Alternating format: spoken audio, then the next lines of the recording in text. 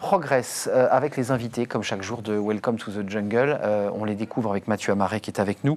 Mathieu, alors c'est une émission évidemment Smart Job où on parle beaucoup de management, avec des experts, des penseurs. Là, on a un spécialiste, j'ai presque envie de dire le spécialiste de cette question, qui a un petit peu renversé la table. Ou en tout cas, un des premiers. Vous savez, Arnaud, on a abordé la science au prisme des sciences comportementales avec une émission ici consacrée au biais cognitif dans le management. Aujourd'hui, on va prendre encore plus de hauteur et on va s'intéresser à la science en tant que telle, à la recherche aussi en la matière de management qui pourrait venir éclairer le quotidien des managers et des décideurs et peut-être leur permettre d'éviter certaines erreurs. Vous l'avez dit, un spécialiste en la matière aujourd'hui. Je suis ravi d'accueillir Olivier Sibony. Bonjour.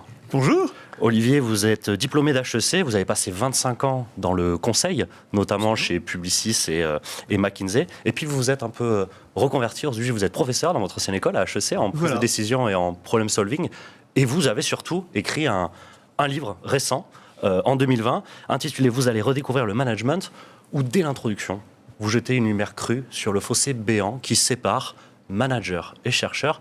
La première question que je voulais vous poser, c'est pourquoi cette déconsidération mutuelle entre chercheurs et managers? Pourquoi la science n'arrive pas à se diluer dans le management? C'est toute la question. Et moi qui ai été un petit peu des deux côtés du fossé béant, comme vous dites, j'ai essayé d'y répondre. Et en fait, si je commence par balayer devant ma nouvelle porte, celle des profs, on est surtout préoccupé d'écrire des choses qui vont intéresser les autres profs. Quand on est prof, quand on est chercheur, on écrit dans des revues scientifiques dont vous n'avez jamais entendu parler, et moi non plus jusqu'à récemment, des articles qui vont être lus par 100 ou 200 ou 500 personnes dans le monde, mais on veut que ces 500-là disent « Ah oui, ça a fait avancer la science ». Parce qu'eux décident. Ouais. Et parce qu'eux, ils ont un impact sur notre réputation, nos carrières. Donc en fait, ce qui intéresse les chercheurs sérieux, c'est ça. Et que les managers les lisent, c'est un bénéfice secondaire, mais c'est pas l'enjeu principal pour eux. Donc il faut bien comprendre ça. Et puis l'autre côté du malentendu, parce que pour qu'il y ait un malentendu, il faut être deux, c'est que là, si je me remets dans les chaussures du manager que j'étais il y a encore pas très longtemps, vous l'avez dit, j'étais consultant pendant longtemps, et en fait, on se pose pas tellement la question parce qu'on croit que le management, c'est d'abord une expérience, une pratique, un art. Ça nous vient pas à l'idée. Une intuition même, j'ai lu. Une intuition, souvent, ça nous vient pas à l'idée de nous dire, mais attendez, à ces questions, il y a des réponses scientifiques. Et le réflexe qu'on a tous quand on est face à un problème d'économie ou de médecine. On se dit pas, tiens, je vais essayer des trucs, je vais voir si ça marche, ou je vais demander à quelqu'un qui est en bonne santé comment il fait pour être en bonne santé. Non, on se dit, il y a un problème scientifique, on va chercher la solution que la science a cherché, testé, approuvé. Alors, et c'est pas comme ça qu'on fait en management, je suis sérieux. Pour cadrer la discussion, parce que c'est un vaste sujet, il y aurait énormément à dire, je pense qu'il faudrait une émission de 2 heures pour faire le tour de la question. Quand on parle de science en management, c'est vrai que le mot étonne. Le mot étonne. Une science, quel type de science? Vous dites c'est une science sociale, une science molle, et vous mettez un peu, vous tordez le cou à l'idée aussi qu'une science doit forcément être dure, 2 plus 2 égale 4. Et vous mettez le doigt sur une des causes du malentendu, c'est qu'en France, on a beaucoup de gens qui ont une éducation scientifique. Exactement. Et dans le dur. Dans le dur. Donc ils ont appris à l'école que la science, c'est les sciences dures. C'est carré, ça rentre dans une boîte, quoi. Alors, quand on leur dit que l'eau bout à 100 degrés, elle bout toujours à 100 degrés. Dans votre studio, elle bout à 100 degrés. Dans votre appartement, elle bout à 100 degrés. Il n'y a pas de doute. Il n'y a pas à discuter. Encore que. Un peu l'altitude, éventuellement. C'est ça. En gros, les mêmes causes doivent toujours produire les mêmes effets. C'est pour ce qu'on nous a appris à l'école, pour la plupart d'entre nous, c'est qu'une science, c'est ça. Une science sociale, comme le management, c'est pas ça. C'est des régularités, c'est des probabilités, c'est des statistiques. Donc, ce qui est intéressant, c'est qu'un manager qui va lire ce que je raconte, ce que je résume et qu'ont découvert d'autres que moi d'ailleurs, parce que ce que je raconte dans ce livre, c'est beaucoup de travaux scientifiques qui peuvent intéresser les managers et qui ne sont pas les miens.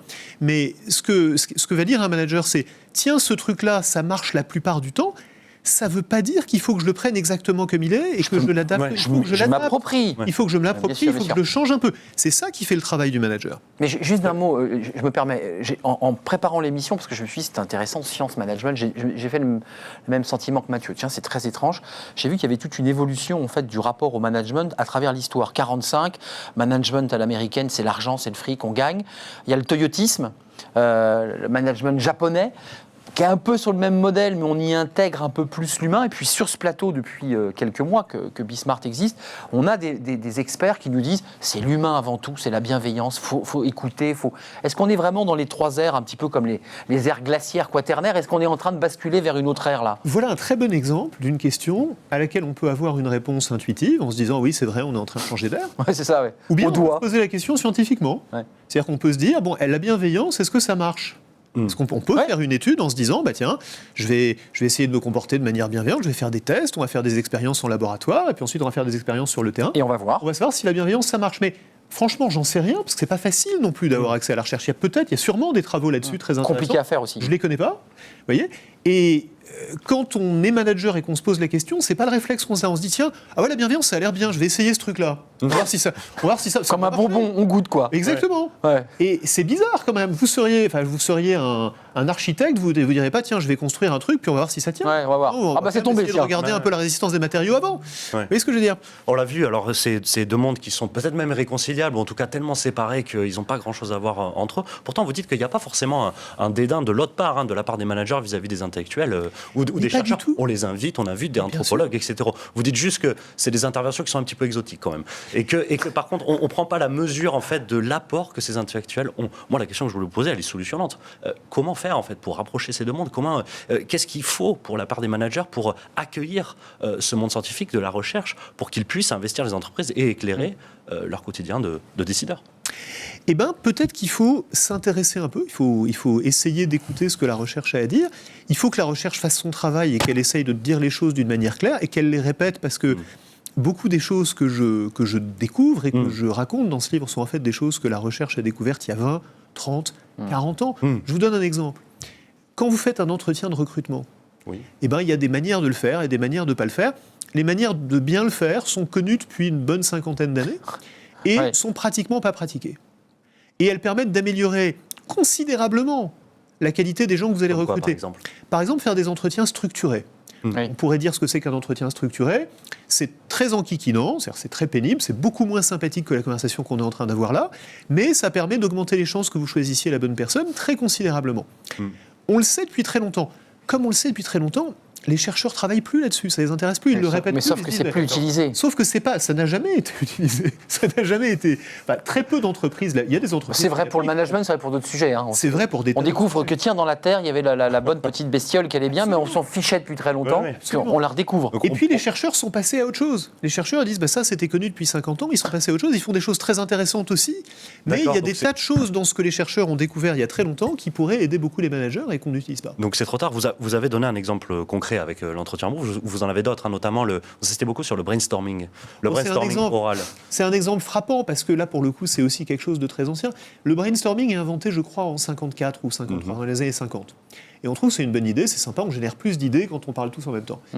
Peu de temps après, quelques années plus tard, il y a des chercheurs qui font le test, qui disent, mais est-ce que c'est vrai ça, que quand on est tous dans une salle... ils veulent le tester, là. Ils le testent. Ils s'aperçoivent que non, pas du tout. En fait, c'est le contraire. On génère beaucoup plus d'idées si on les génère chacun de son côté. Et on les rassemble ensuite. On les écrit, et qu'ensuite on les rassemble. D'accord. Ça prend, par rapport au temps qu'on y consacre et à l'effort qu'on y consacre, ça génère plus de temps. Ce qui, soit dit en passant, n'est pas complètement absurde, parce que quand on parle tous en même temps, ça marche pas. C'est commode de parler. Et personne n'en tient compte. C'est-à-dire qu'on continue tous à trouver que c'est très fun. Et c'est plus fun. Il y a un côté fun. Ce dont vous parlez, Olivier, c'est d'une méconnaissance. C'est-à-dire que les managers ne se documentent pas, puisque en fait, la recherche est là, la littérature est là. Depuis 50 ans, vous dites... vous avez aussi pas mal contribué, voire quotidiennement contribué à une newsletter qui est bien connue, qui s'appelle Time to Sign Off, où vous signez des petits billets lisibles en 30 secondes sur justement ce sujet-là, ces biais, ces erreurs qu'on pouvait éviter grâce à la science. Et dans votre introduction, dans votre livre, vous citez quelqu'un qui vous dit, un lecteur, qui vous rétorque, qui est manager et qui vous rétorque, Olivier, je suis désolé, c'est pas assez pragmatique. Parce que pour moi, il n'y a que le résultat qui compte. Et déjà, peut-être, j'ai pas le temps, et en plus, ça ne sert à rien. La philosophie du manager gagnant, vainqueur. Qu'est-ce que vous lui avez répondu? Ce que le manager typique répond à ça, c'est oui, mais j'ai essayé et ça n'a pas marché. Oui, mais je connais quelqu'un qui on m'a dit fait autrement et ça marche. Et en fait, c'est tout le problème de la science sociale, c'est que si vous pensez qu'une science c'est quelque chose qui marche à tous les coups, comme une science dure, alors un seul exemple vous montre que effectivement c'est pas vrai, il faut chercher autre chose. Si vous êtes dans une science sociale, le fait que vous ayez essayé une fois et que ça n'ait pas marché, ça veut peut-être dire qu'il faut le faire un petit peu différemment, ça veut peut-être dire que vous avez simplement pas eu de chance cette fois-là, parce qu'il y a beaucoup de facteurs qu'on ne contrôle pas dans le management. Et donc il faut raisonner en probabilité, il faut raisonner en statistique. Même en science dure, si je peux me permettre. En science dure, il y a aussi des expériences qui ratent. Il y a des expériences qui ratent pour des tas de raisons qu'on ne contrôle pas. Donc il faut essayer de se dire, je prends un petit peu de recul par rapport à mon expérience et je me demande ce que la science a à m'apporter. On est en retard, mais Olivier, qui cherche aujourd'hui dans votre domaine, dans cette science molle qu'est le management? Il y a des laboratoires, il y a le CNRS qui s'y penche. Il y a des tas on va où pour... Il y a le CNRS, entre autres. Il y a des gens du CNRS qui collaborent avec HEC. Il y a dans les écoles de management partout dans le monde, dans les business schools, dans les universités, des milliers de chercheurs en management qui produisent énormément de connaissances, dont une partie importante, pas la totalité bien sûr, parce que ce n'est pas leur seul travail, mais dont une partie importante est utile aux managers. Il faut que les managers s'intéressent à ça. Les managers ont besoin d'inspiration. Quand ils invitent, vous disiez, des anthropologues ou des coachs sportifs à leur réunion, c'est pour les inspirer. Ils ont aussi besoin de connaissances dans leur métier. Ça, c'est le travail des chercheurs en management.